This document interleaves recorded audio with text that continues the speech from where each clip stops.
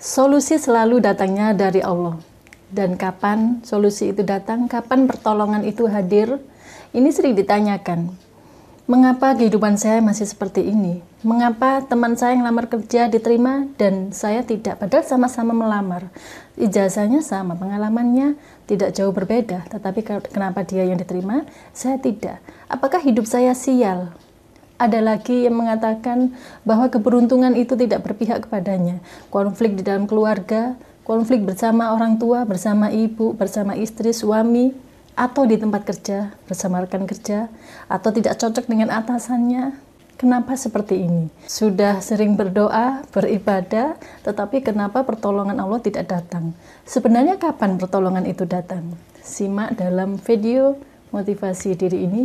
Semoga bisa menjadi inspirasi kehidupan dan Anda semakin percaya diri dalam menjalani kehidupan ini dan penuh dengan keoptimisan.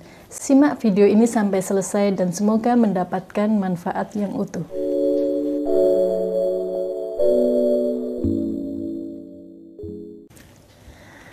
Beberapa tahun yang lalu, saya sangat terinspirasi oleh sebuah cerita yang disampaikan oleh seseorang di ruang training.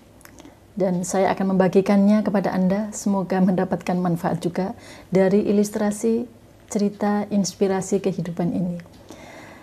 Ada seorang ustadz yang rajin beribadah, tertib ibadahnya, banyak melakukan kebaikan dan mengajarkan pula ilmunya. Suatu hari di daerahnya, di kampungnya, dilanda banjir.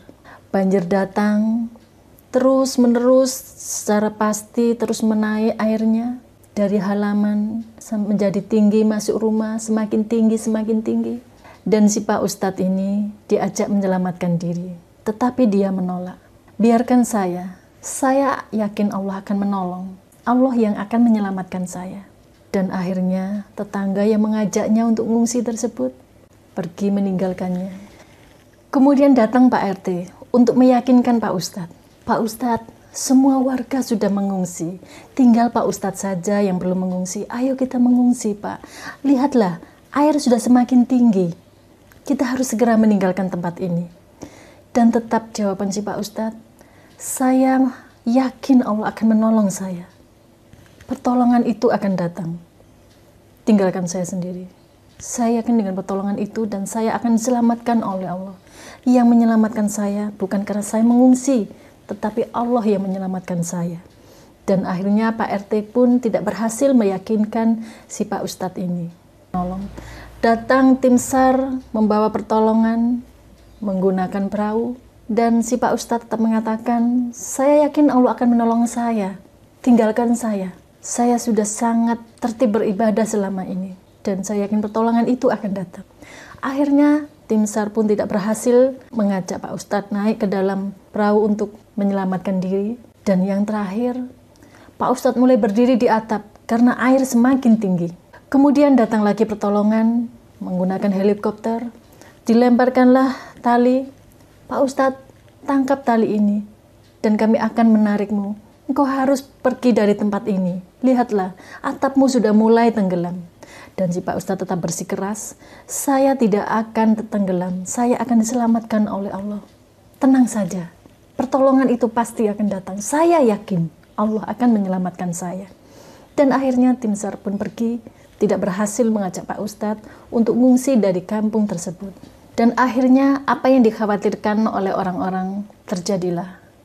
Pak Ustadz tenggelam dan akhirnya tidak terselamatkan, meninggal.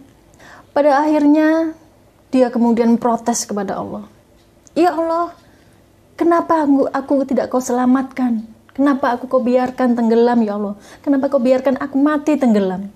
Kemana pertolonganmu? Kenapa tidak kau tolong aku? Selama ini begitu rajin aku ibadah. Aku begitu banyak melakukan kebaikan-kebaikan. Aku ajarkan ilmu yang aku miliki. Tapi engkau tidak menolongku ya Allah. Kenapa ya Allah? Dan akhirnya dijawablah, apakah engkau tidak melihat? Aku telah mengirimkan pertolongan. Tetanggamu datang mengajakmu mengungsi, engkau menolaknya. Aku kirim lagi pertolongan yang kedua. Pak RT datang mengajakmu untuk menyelamatkan diri, tapi engkau menolaknya. Dan kemudian aku kirim perahu untuk membawamu ke tempat yang aman, tetapi engkau menolak lagi. terakhir helikopter datang menjemputmu, mengulurkan tali, itu pertolonganku, tapi engkau menolaknya. Dan pada akhirnya, engkau mati karena kekonyolanmu. Telah kukirimkan berbagai pertolongan, tapi engkau menolaknya, dan engkau sekarang protes. Apa yang terjadi dalam ilustrasi cerita tadi? Seringkali kita menghadapi hal yang sama, merasa tidak ada pertolongan itu. Padahal sudah berkali-kali Allah mendatangkan pertolongan dari orang-orang yang kadang kita tidak sangka bahwa itu adalah wujud dari sebuah pertolongan, sebuah solusi, sebuah jalan keluar. Tetapi mengabaikannya, menolak, atau bahkan menyalahkan. Seringkali juga datang pertolongan-pertolongan dari arah yang tidak disangka-sangka. Kita tidak pernah tahu dari mana arah pertolongan itu yang paling powerful. Tugas kita adalah tetap berdoa dan berserah diri agar mata hati kita dibukakan ini pertolongan dan kita bisa merespon positif bahwa mengetahui itu adalah sebuah pertolongan. Kemarin saya ditanya bagaimana membedakan antara itu pertolongan, ilham atau dengan nafsu. Ya perkuat dengan doa karena pemikiran manusia sangat terbatas, tidak bisa melihat jauh ke depan. Kalau memang ada keraguan-raguan, sudah diberikan tuntunan sholat istikharah. Kalau memang di situ ada keinginan dan ingin diarahkan untuk mencapai keinginan tersebut, ada sholat hajat, silakan lakukan itu. Jadi tetap dipower dengan doa agar kita bisa melihat, oh ini ternyata pertolongan, oh ini ternyata jawaban dari doa saya. Semoga kita dimudahkan untuk selalu berserah diri, berdoa dan berusaha.